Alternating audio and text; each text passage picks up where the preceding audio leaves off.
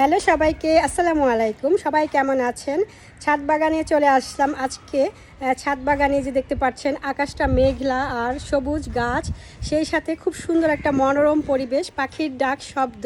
আর আমি এই মুহূর্তে যেটা করতেছি ভীষণ শখের একটা কাজ, অনেক দিনের শখ পূরণ করছি। ওই যে দেখতে পাচ্ছেন হচ্ছে কি ইট বিছিয়ে আজকে চিন্তা করলাম মাটির চুলার মধ্যে গরুর মাংস রান্না করি গ্রামীণ পরিবেশে। ওই যে হচ্ছে, চলেন কাছে থেকে দেখাই। এই পরিবেশে মাটির চুলায় রান্না কি অসাধারণ একটা ব্যাপার, তাই না?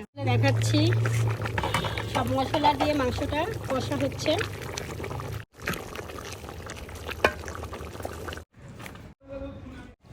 মাংস সিদ্ধ হওয়ার জন্য জাল করতেছি, সিদ্ধ হওয়া পর্যন্ত এভাবে চলবে।